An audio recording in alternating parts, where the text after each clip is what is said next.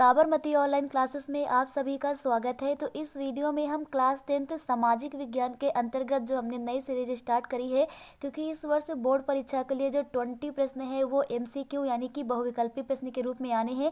तो इसके अंतर्गत हम सभी चैप्टर के महत्वपूर्ण बहुविकल्पी प्रश्नों को कवर कर रहे हैं। तो उसी के अंतर्गत आज हमारा पार्ट 2 है, जिसमें हम देखेंगे भारत में राष्ट्रवाद, इस चैप्टर के इम्पोर्टेंट बहुविकल्पी। तो चलिए वीडियो स्टार्ट करते हैं। फर्स्ट क्वेश्चन है, प्रथम विश्व युद्ध प्रारंभ हुआ था। तो जो प्रथम विश्व युद्ध है ये सन 1914 में प्रारंभ हुआ था। कब प्रारंभ हुआ था? सन 1914 ईस्वी में। तो करेक्ट ऑप्शन यहाँ पर हमारा सी हो जाएगा कि जो प्रथम विश्व युद्ध है ये सन 1914 में प्रारंभ हुआ था। सेकंड क्वेश्चन है, महात्मा गांधी दक्षिण अफ्रीका से भारत कब लौटे थे? तो महात्मा गांधी जी दक्षिण अफ्रीका से हमेशा के लिए भारत लौटे थे सन 1915 ईस्वी में। कब लौटे थे? 1915 ईस्वी में गांधी जी दक्षिण अफ्रीका से भारत लौटे थे। तो करेक्ट ऑप्शन यहाँ पर हमारा ए हो जाएगा कि वर्ष 1915 ईस्वी में गांधी जी दक्षिण अफ्रीका से भारत लौटे थे। नेक्स्ट क्वेश्चन नंबर थर्ड है कि भारत में राष्ट्रपिता कहकर किसे संबोधित किया जाता है? तो भारत में जो राष्ट्रपिता की उपाधि है ये दी गई है महात्मा गांधी को। तो राष्ट्रपिता कहकर के महात्मा गांधी जी को संबोधित किया जाता है। और महात्मा गांधी जी को राष्ट्रपिता सर्वप्रथम किसने कहा था? सुभाष चंद्र बोस जी ने। तो महात्मा गांधी को राष्ट्रपिता कहा था सुभाष चंद्र बोस जी ने। और महात्मा गांधी को जो महात्मा है इसकी उपाधि दी थी रविंद्रनाथ टैगोर जी ने। तो आपको यहाँ से दो प्रश्न और याद हो जाएंगे कि महात्मा गांधी को राष्ट्रपिता सर्वप्रथम किसने कहा था? सुभाष चंद्र बोस जी ने। और महात्मा गांधी को महात्मा कहकर सर्वप्रथम किसने पुकारा था? तो रविंद्रनाथ टैगोर जी ने कहा था। तो इस प्रकार से यहाँ पर हमारा करेक्ट ऑप्शन हो जाएगा ए कि महात्मा गांधी जी को राष्ट्रपिता कहकर संबोधित किया जाता है। नेक्स्ट क्वेश्चन नंबर 4 है, भारत वापस आने पर गांधी जी ने पहला सत्याग्रह कहाँ किया था? तो भारत आने के बाद गांधी जी का जो पहला सत्याग्रह था वो बिहार में हुआ था, चंपारण में। कहाँ पर हुआ था? बिहार के चंपारण में नील की खेती के लिए गांधी जी का पहला सत्याग्रह हुआ था भारत आने के बाद। नेक्स्ट क्वेश्चन नंबर 5 है, चंपारण सत्याग्रह में महत्वपूर्ण भूमिका निभाई थी। तो चंपारण सत्याग्रह में जो महत्वपूर्ण भूमिका निभाई थी वो महात्मा गांधी जी ने निभाई थी, क्योंकि इन्होंने ही इस सत्याग्रह को प्रारंभ किया था। तो चंपारण सत्याग्रह में महत्वपूर्ण भूमिका किसने निभाई थी? महात्मा गांधी जी ने। क्वेश्चन नंबर 6 है, खेड़ा किसान आंदोलन किसने चलाया था? तो खेड़ा जो कि गुजरात में पड़ता है, यहाँ पर किसानों के लिए आंदोलन चलाया था महात्मा गांधी जी ने। किसने चलाया था? महात्मा गांधी जी ने गुजरात में खेड़ा में किसानों के लिए आंदोलन किया था। वहां पर जो किसान थे वो प्लेग महामारी के कारण जो लगान थे वो नहीं चुका पा रहे थे, तो इसीलिए गांधी जी ने गुजरात के खेड़ा में सत्याग्रह किया था। तो यहाँ पर करेक्ट ऑप्शन हमारा ए हो जाएगा, Mahatma Gandhi ji. Next question number 7 है, असहयोग आंदोलन का मुख्य कारण क्या था? जो महात्मा गांधी ने असहयोग आंदोलन प्रारंभ किया था 1920 में। असहयोग आंदोलन कब प्रारंभ किया था? 1920 ईस्वी में महात्मा गांधी जी ने असहयोग आंदोलन प्रारंभ किया था। तो इसका मुख्य कारण क्या था? तो असहयोग आंदोलन शुरू करने का मुख्य कारण था सन 1919 में आया हुआ रॉलेट एक्ट। क्या कारण था? Rowlatt act. क्योंकि रॉलेट एक्ट आया था और इसके अंतर्गत कहा गया था कि जो राजनीतिक कैदी हैं इनको 2 साल तक बिना मुकदमा चलाए जेल में रखा जा सकता है।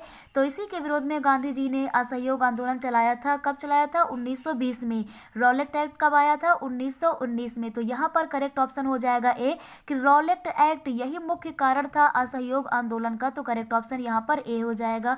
क्वेश्चन नंबर 8 देखते हैं, जलियांवाला बाग हत्याकांड किस वर्ष में हुआ था? तो जलियांवाला बाग जो हत्याकांड है पंजाब के अमृतसर में हुआ था। जलियांवाला बाग हत्याकांड जनरल डायर के द्वारा गोलियां चलवाई गई थी। तो यह किस वर्ष हुआ था? सन 1919 ईस्वी में।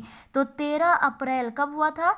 13 अप्रैल सन 1919 ईस्वी को हुआ था जलियांवाला बाग हत्याकांड पंजाब के अमृतसर में।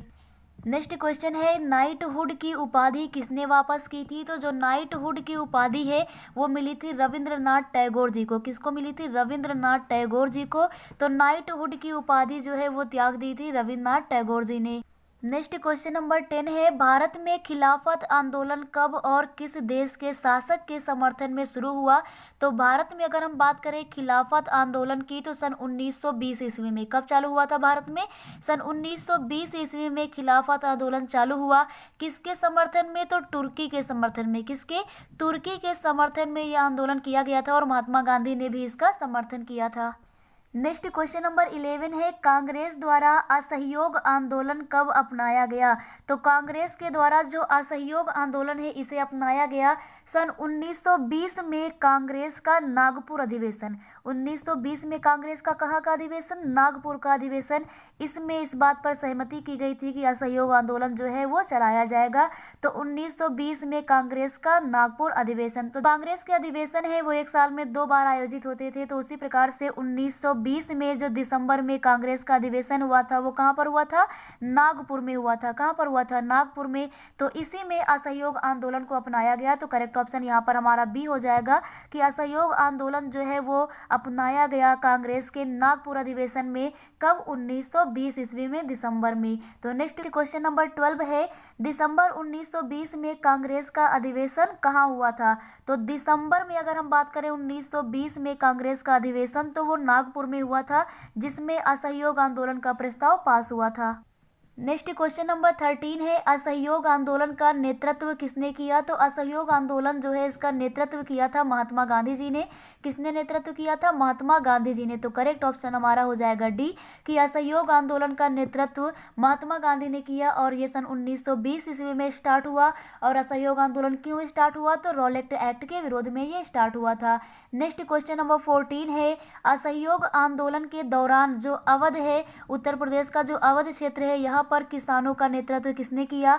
तो असहयोग आंदोलन के दौरान, क्योंकि ये आंदोलन पूरे देश भर में चल रहा था, तो यहाँ पर जो अवध में किसानों का नेतृत्व किया था वो किया था बाबा रामचंद्र ने। किसने किया था?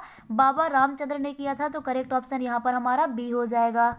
नेक्स्ट क्वेश्चन नंबर 15 है, चौरी चौरा कांड किस वर्ष घटित हुआ? तो जो चौरी चौरा कांड है उत्तर प्रदेश में गोरखपुर में, उत्तर प्रदेश में गोरखपुर में जो चौरी चौरा ये कांड हुआ था, कब हुआ था? 5 फरवरी सन 1922 ईस्वी को। तो 5 फरवरी कब हुआ था?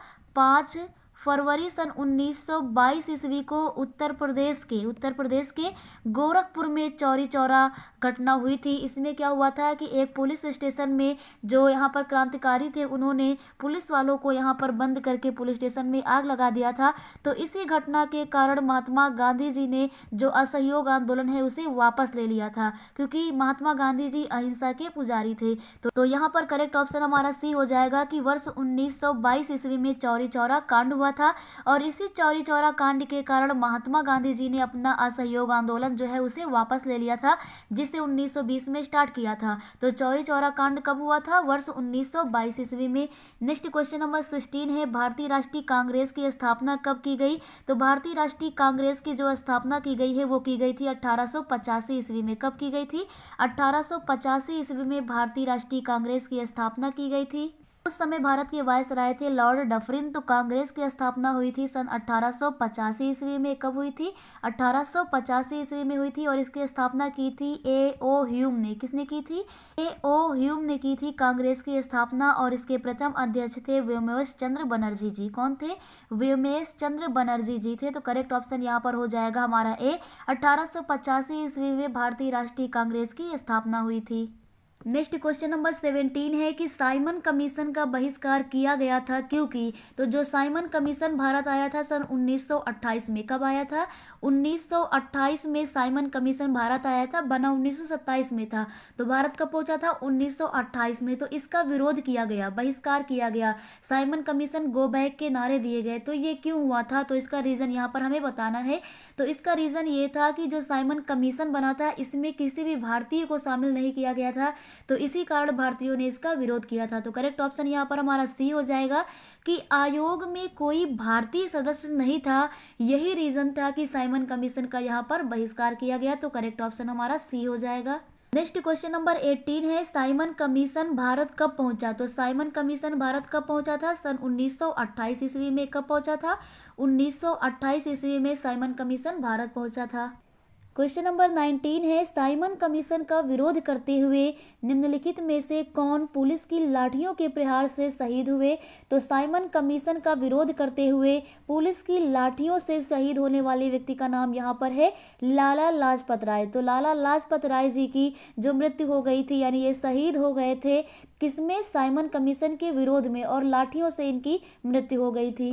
तो करेक्ट ऑप्शन यहाँ पर हमारा हो जाएगा बी कि लाला लाजपत राय जी शहीद हो गए थे पुलिस की लाठियों से साइमन कमीशन का विरोध करते हुए। नेक्स्ट क्वेश्चन है कि भारतीय राष्ट्रीय कांग्रेस ने पूर्ण स्वराज प्राप्त करने का लक्ष्य कब घोषित किया था। तो भारतीय राष्ट्रीय कांग्रेस ने जो पूर्ण स्वराज है इसे प्राप्त करने का लक्ष्य रखा था सन 1929 में। कब रखा था? 1929 में, क्योंकि सन 1929 में जो कांग्रेस का अधिवेशन हुआ था वो लाहौर में हुआ था। कहाँ पर हुआ था? कांग्रेस का लाहौर अधिवेशन हुआ था दिसंबर 1929 में। तो दिसंबर 1929 को कांग्रेस का लाहौर अधिवेशन हुआ था जिसकी अध्यक्षता की थी पंडित जवाहरलाल नेहरू ने। किसने की थी? पंडित जवाहरलाल नेहरू ने की थी, पीटी नेहरू ने की थी।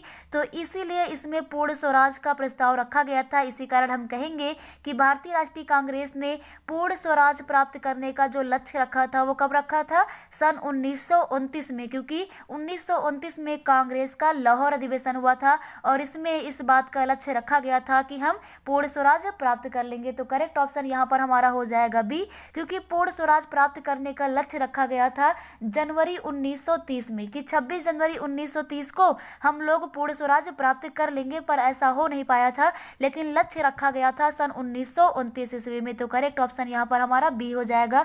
नेक्स्ट क्वेश्चन नंबर 21 है कि गांधी इरविन समझौता निम्नलिखित में से भारत के किस आंदोलन से संबंधित था। तो जो गांधी इरविन समझौता हुआ था यानी महात्मा गांधी जी और लॉर्ड इरविन के मध्य जो समझौता हुआ था ये किस आंदोलन के बाद हुआ था? तो सविनय अवज्ञा आंदोलन। किसके? सविनय अवज्ञा आंदोलन, जो कि 1930 में स्टार्ट हुआ था। तो सविनय अवज्ञा आंदोलन कब स्टार्ट हुआ था? सन 1930 ईस्वी में। तो उसी से संबंधित है गांधी इरविन समझौता। तो करेक्ट ऑप्शन यहाँ पर हमारा बी हो जाएगा, सविनय अवज्ञा आंदोलन, जो कि 1930 का है। नेक्स्ट क्वेश्चन है कि सविनय अवज्ञा आंदोलन जो कि 1930 में हुआ था इसका मुख्य कारण क्या था। तो गांधी जी ने पहले सन 1920 में असहयोग आंदोलन चलाया था और उसके 10 साल बाद यानी कि 1930 में सविनय अवज्ञा आंदोलन चलाया था। तो सविनय अवज्ञा आंदोलन जो है 1930 ईस्वी में स्टार्ट हुआ। ये क्यों हुआ था? नमक कानून के विरोध में। तो 12 मार्च से लेकर, कब से? 12 मार्च से लेकर 6 अप्रैल तक, 12 मार्च से लेकर 6 अप्रैल तक गांधी जी ने डांडी मार्च किया था। क्या किया था? डांडी मार्च, यानी कि नमक सत्याग्रह किया था और गांधी जी ने नमक बना करके नमक कानून तोड़ा था। तो कब किया था? 12 मार्च से लेकर 6 अप्रैल सन 1930 ईस्वी में गांधी जी ने ये काम किया था और 6 अप्रैल के बाद ही गांधी जी ने सविनय अवज्ञा आंदोलन स्टार्ट कर दिया था। तो सविनय अवज्ञा आंदोलन 1930 का मुख्य कारण था। तो मुख्य कारण था नमक पर ब्रिटिश एकाधिकार के खिलाफ विरोध, कि ब्रिटिश जो है उन्हीं का एकाधिकार ना हो, इसके खिलाफ महात्मा गांधी ने विरोध किया था नमक कानून तोड़ करके। तो सविनय अवज्ञा आंदोलन 1930 में हुआ था नमक पर ब्रिटिश एकाधिकार के खिलाफ। तो यहाँ पर करेक्ट ऑप्शन हमारा हो जाएगा ए। नेक्स्ट क्वेश्चन नंबर 23 देखते हैं कि सविनय अवज्ञा आंदोलन कब चलाया गया था। तो सविनय अवज्ञा आंदोलन जो है ये चलाया गया था सन 1930 में। कब चलाया गया था? 1930 ईस्वी में चलाया गया था सविनय अवज्ञा आंदोलन। तो करेक्ट ऑप्शन यहाँ पर हमारा डी हो जाएगा। नेक्स्ट क्वेश्चन है महात्मा गांधी जी ने नमक कानून का उल्लंघन कहाँ पर किया था। तो नमक कानून का उल्लंघन गांधी जी ने किया था डांडी नामक जगह पर। कहाँ पर किया था? डांडी नामक जगह पर। गांधी जी की जो यात्रा थी नमक सत्याग्रह वो साबरमती आश्रम से लेकर के दांडी मार्च तक यानी कि डांडी तक था। तो इसीलिए हम कहेंगे कि महात्मा गांधी जी ने नमक सत्याग्रह में नमक कानून का उल्लंघन किया था डांडी नामक स्थान पर। तो करेक्ट ऑप्शन यहाँ पर हमारा बी हो जाएगा। नेक्स्ट क्वेश्चन है गांधी जी ने डांडी यात्रा की थी। तो गांधी जी ने डांडी यात्रा क्यों की थी यहाँ पर पूछा गया। तो करेक्ट ऑप्शन हमारा डी हो जाएगा, नमक कानून तोड़ने हेतु। किस लिए की थी? नमक कानून को तोड़ने के लिए महात्मा गांधी जी ने डांडी मार्च किया था। नेक्स्ट क्वेश्चन है किस भारतीय जन आंदोलन की शुरुआत महात्मा गांधी की प्रसिद्ध डांडी मार्च से हुई। तो डांडी मार्च के साथ ही कौन सा आंदोलन स्टार्ट हो गया था। तो वो है सविनय अवज्ञा आंदोलन, क्योंकि गांधी जी ने 12 मार्च 1930 से लेकर 6 अप्रैल 1930 तक डांडी मार्च किया और उसी के बाद 6 अप्रैल 1930 को ही सविनय अवज्ञा आंदोलन स्टार्ट हो गया। तो करेक्ट ऑप्शन यहाँ पर हमारा सी हो जाएगा। नेक्स्ट क्वेश्चन नंबर 27 है सविनय अवज्ञा आंदोलन 1930 में किसके साथ शुरू किया गया था। तो सविनय अवज्ञा आंदोलन जो कि 1930 1929 में हुआ था। ये किसके साथ स्टार्ट हुआ था? डांडी मार्च के साथ। तो करेक्ट ऑप्शन हमारा सी हो जाएगा। डांडी मार्च के साथ ही सविनय अवज्ञा आंदोलन स्टार्ट हो गया था। नेक्स्ट क्वेश्चन नंबर 28 है कि करो या मरो का नारा किसने दिया था? तो करो या मरो का नारा दिया था महात्मा गांधी जी ने। किसने दिया था? महात्मा गांधी जी ने नारा दिया था करो या मरो। तो करेक्ट ऑप्शन यहाँ पर हमारा डी हो जाएगा। नेक्स्ट क्वेश्चन नंबर 29 है कि हिंद स्वराज पुस्तक के लेखक हैं। तो हिंद स्वराज जो पुस्तक है इसके लेखक हैं महात्मा गांधी जी। कौन है? महात्मा गांधी जी हैं हिंद स्वराज पुस्तक के लेखक। तो करेक्ट ऑप्शन यहाँ पर हमारा सी हो जाएगा कि जो हिंद स्वराज पुस्तक है ये किसकी है? महात्मा गांधी जी की है। नेक्स्ट क्वेश्चन है स्वराज मेरा जन्म सिद्ध अधिकार है और मैं इसे लेकर रहूंगा। तो स्वराज मेरा जन्म सिद्ध अधिकार है और मैं इसे लेकर रहूंगा, यह किसका कथन है? तो यह कथन है बाल गंगाधर तिलक का। किसका कथन है?